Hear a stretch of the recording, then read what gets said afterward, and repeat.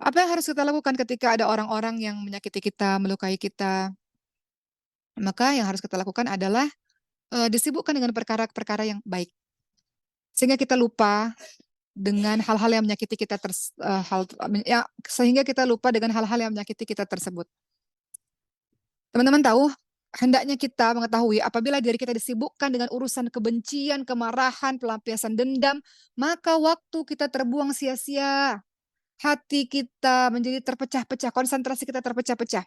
Mohon izin Uma cerita sedikit dulu waktu masih masih remaja belasan tahun, Uma mulai belajar untuk menghafalkan Al-Quran.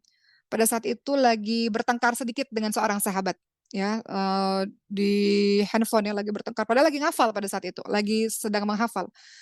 Dan sudah tibanya waktu setoran pada saat itu Uma nggak dapat sama sekali, hafalannya nggak nyangkut sama sekali. Kenapa?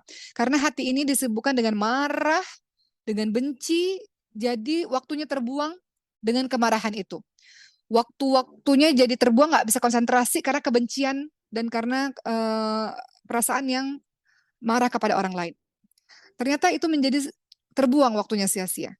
Sehingga teman-teman, kalau ada orang yang menyakiti kita, kemudian kita balas, kita respon, kita balas, kita respon, nggak akan ada habisnya. Kita nggak bisa konsentrasi untuk urusan-urusan yang lain. Betul nggak? Kita nggak bisa konsentrasi untuk urusan-urusan yang penting. Waktu kita terbuang sia-sia, berbagai manfaat akan lepas daripada diri kita.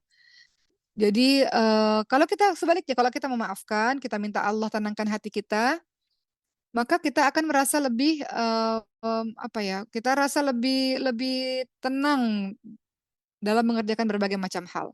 Terkadang kita marah kembali, kita melakukan pembalasan dendam, kita ingin menyakiti kembali, maka itulah yang akan menjadi sebab bertambahnya kejahatan orang lain kepada diri kita. Kenapa? Karena, kejahatan dibalas kejahatan, kejahatan dibalas kejahatan, nggak kelar-kelar. Terus-menerus akan berada dalam circle, permusuhan. Dan itu membuang-buang waktu kita. Karena kita harus punya hati yang tenang untuk mengerjakan berbagai macam hal. Kita harus punya pikiran yang fokus, yang tenang untuk bisa mengerjakan banyak hal, ya. Dan kedelapan, teman-teman juga harus memahami bagaimana kalau ada orang yang menyakiti kita, teman-teman harus memahami ketika teman-teman memilih untuk balas dendam, maka ketahuilah bahwa itu adalah keinginan untuk melampiaskan hawa nafsu kita. Itu adalah keinginan kita untuk kembali menyakiti dia. Seakan-akan kita nggak percaya bahwa Allah membalas dan Allah Maha melihat apa yang telah terjadi kepada kehidupan kita. Rasulullah SAW tidak pernah membalas didasari keinginan pribadi dengan hawa nafsu Rasulullah. Oh, saya disakiti, saya dipukuli orang lain, saya dilempari kotoran hewan. Rasulullah nggak pernah membalas untuk keinginan pribadinya, kecuali yang menyakiti Allah Subhanahu Wa Taala, nggak pernah. Jiwanya Rasulullah jiwa yang mulia, jiwa yang suci, jiwa yang baik, jiwa yang jauh dari berbagai macam akhlak tercela.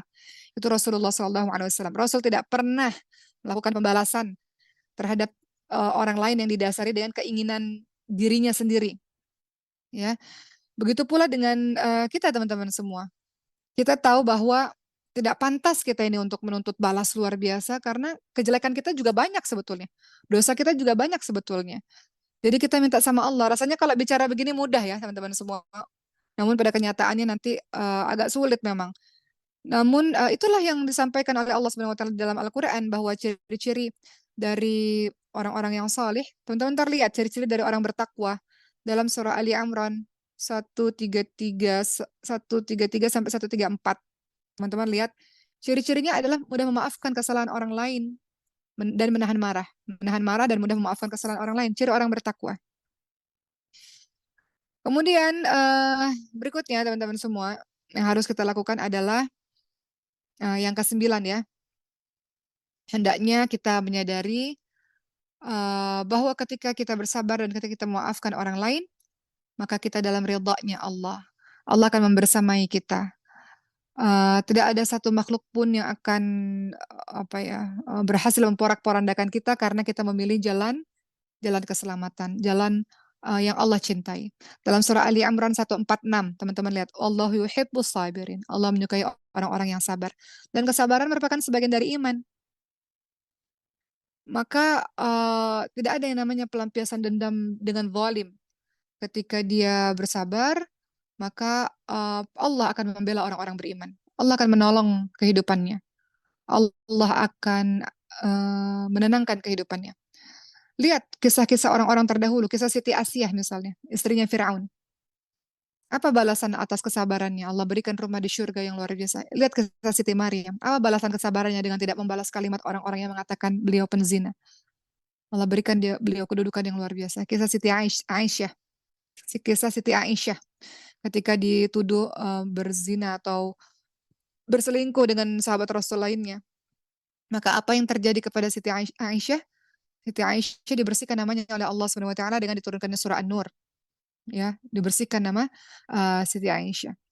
Jadi teman-teman semua, sifat atau sikap memaafkan merupakan suatu perbuatan kebaikan yang akan melahirkan kebaikan yang lain. Sehingga kebaikan akan terus bertambah. Namun, kalau kita melakukan balas dendam, maka balas dendam itu pun akan kontinuitas ya kan, balas dendam, balas dendam, balas dendam, balas dendam, akan terus-menerus nggak ada habis-habisnya. Sesungguhnya balasan bagi setiap kebaikan adalah kontinuitas kebaikan, kebaikan yang terus berlanjut, kebaikan yang terus berlanjut. Sebagaimana balasan bagi setiap keburukan adalah keburukan yang terus berlanjut. Jadi kita potong circle dendam, circle kebencian lewat diri kita dengan memaafkan orang lain, dengan bersikap sabar, dengan melakukan kebaikan demi kebaikan. Mungkin sedikit dari Uma, teman-teman semua, tentang memaafkan orang lain ini, agar kita hatinya bersih dan tidak mudah tersakiti, seperti tema kita pada hari ini.